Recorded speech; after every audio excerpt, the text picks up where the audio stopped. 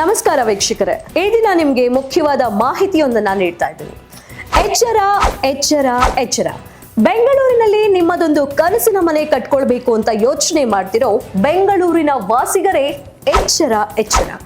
ಯಾಕಂದ್ರೆ ಅಮಾಯಕರನ್ನ ಯಾಮಾರಿಸೋಕೆ ನಾಯಿ ಕೊಡೆಯಂತೆ ತಲೆ ಎತ್ತಿವೆ ಅಕ್ರಮ ಮತ್ತು ಅನಧಿಕೃತ ಲೇಔಟ್ಗಳು.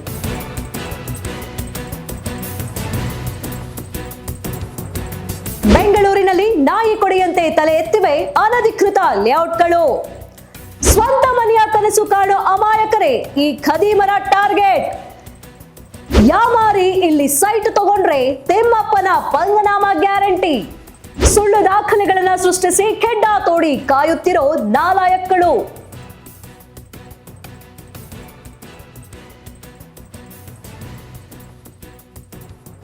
ಆನೇಕಲ್ ಪುರಸಭೆ ವ್ಯಾಪ್ತಿಯ ಕಾವಲಹೊಸಹಳ್ಳಿ ಗ್ರಾಮದ ಆದಿತಿ ಆಸ್ಪತ್ರೆ ಹಿಂಭಾಗ ಇರುವಂತಹ ಸರ್ವೆ ನಂಬರ್ 46/1 ಮತ್ತು 46/2ರಲ್ಲಿ ತಲೆ ಎತ್ತದೆ ಅನಧಿಕೃತ ಬಡಾವಣೆ. ಸಕ್ಷಮ ಪ್ರಾಧಿಕಾರದ ನಿಯಮಗಳನ್ನ ಗಾಳಿಗೆ ತೂರಿ ನಿರ್ಮಿಸಿರೋ ಈ ಬಡಾವಣೆಯ ಮೇಲೆ ಈಗಾಗಲೇ ಬರೋಬ್ಬರಿ 155 ನಕಲಿ ಖಾತೆಯ ಆರೋಪ ಇದೆ. ಜೊತೆಗೆ FIR ಕೂಡ ಆಗಿದೆ. ಎಷ್ಟಾದ್ರೂ ಮತ್ತೆ ಈ ಖಾತಾ ಮಾಡಿಕೊಡ್ತೀವಿ ಅಂತ ಪುಂಗ್ತಾರೆ ಈ ಪುಂಗಿದಾಸರು. ನಕಲಿ ದಾಖಲೆಗಳನ್ನ ಸೃಷ್ಟಿ ಮಾಡೋದ್ರಲ್ಲಿ PhD ಮಾಡಿರೋ ಈ ಖದೀಮರು ಸರ್ಕಾರಕ್ಕೆ ಪಂಗನಾಮ ಹಾಕಿದ್ದಲ್ಲದೆ ಈಗ ಜನಸಾಮಾನ್ಯರ ರಕ್ತ ಹೀರೋಕೆ ಮುಂದಾಗಿದ್ದಾರೆ. ಸುಳ್ಳು ಜಾಹೀರಾತುಗಳ ಮೂಲಕ ಜನರನ್ನ ಯಾಮಾರಿಸಿ ದುಡ್ಡು ಮಾಡೋಕೆ ಹೊರಟಿರೋ ಈ ಕಳ್ಳರು ಸೃಷ್ಟಿ ಮಾಡಿರೋ ಲೇಔಟ್ ಇದೆ ನೋಡಿ.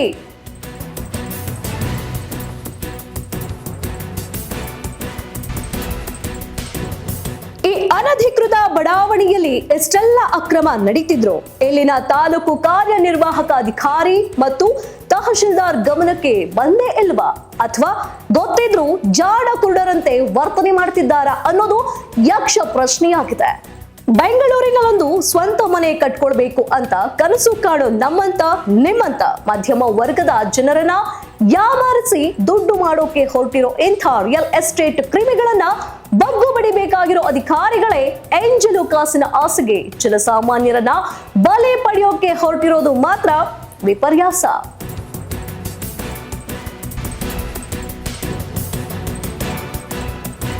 ಮಾನ್ಯ ಕಂದಾಯ ಸಚಿವರೇ, ನೀವಾದ್ರೂ ಮುಂದೆ ಬನ್ನಿ.